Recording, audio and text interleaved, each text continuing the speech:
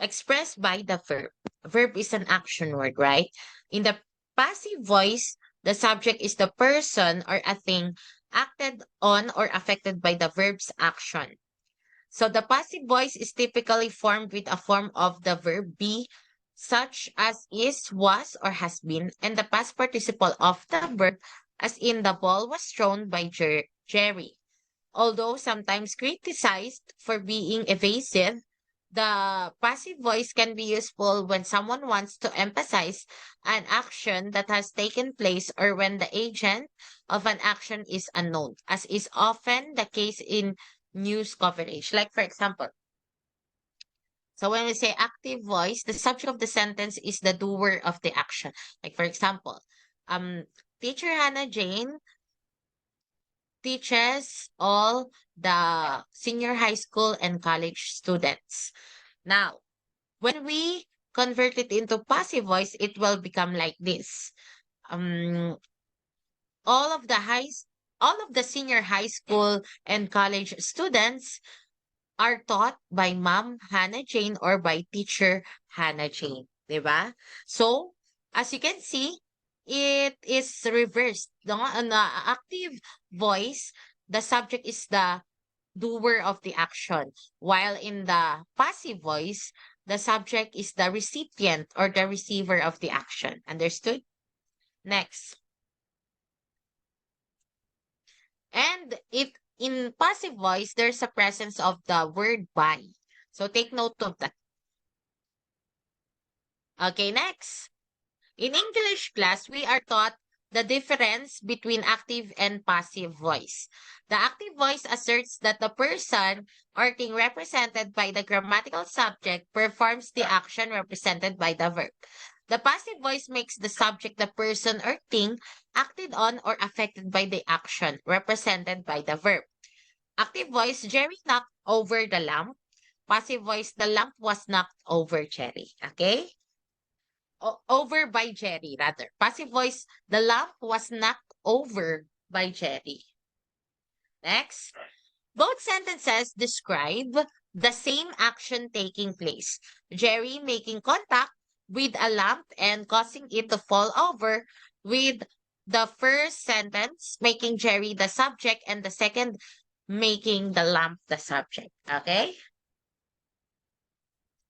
Next, the passive voice is often distinguished or determined. When I say distinguish, determined or identify by its use or utilization of a linking verb form. Example given was, had been, followed by another verb. So, linking verb yung was and had been and followed by another verb in its past participle form.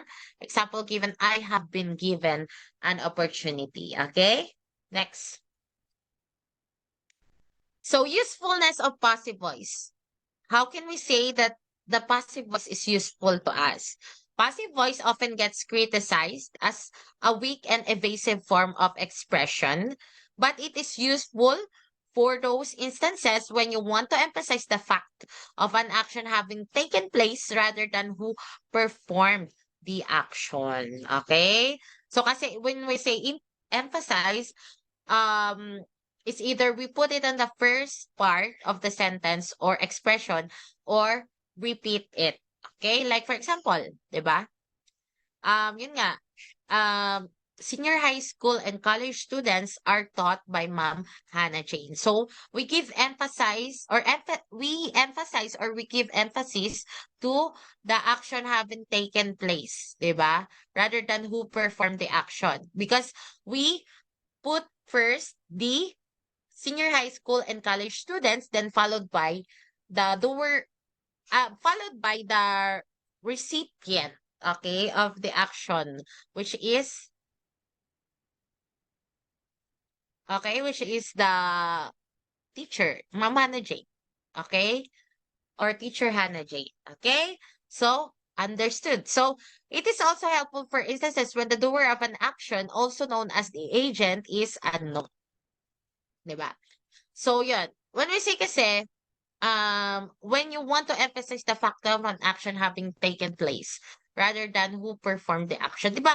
On that sentence, on the passive voice form of the sentence, um, the one who performed the action is Mom Hannah Jane or Teacher Hannah Jane, which is me. And the the doer of the action, which is Mom Hannah Jane, becomes the recipient or receiver of an action, di ba? When it comes to passive voice. And then we we emphasize the action having taken place, which is to senior high school and college students. So let's go back. Yes, 'di ba? So the passive voice makes the subject, the person or thing acted on or affected by the action, represented the verb. Just like what I've said. In the passive voice, the subject is the recipient or receiver of the action, while in the active voice, the subject is the doer of the action, which is Jerry. Jerry knocked over the lamp, and the lamp, on the passive voice, the lamp was knocked over by Jerry. Okay, understood? So that concludes our class for today. So let's have pala another examples. Active voice, the kids have cleaned the kitchen. Passive voice, the kitchen has been cleaned. Active voice, we found an old car in the woods. Passive voice, an old car was found in the woods. Okay, so next. Oh, so it is the end of the presentation. I hope you have learned something, class. Till next time, God bless you. Bye.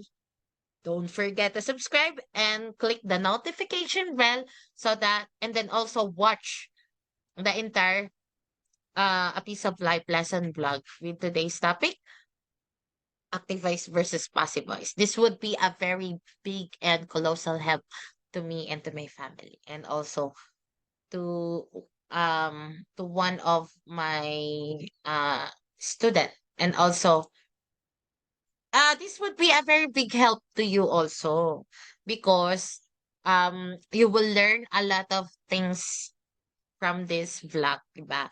So it's very educational and informative. So once again, always remember, life is good and God is good all the time. Bye. Good night.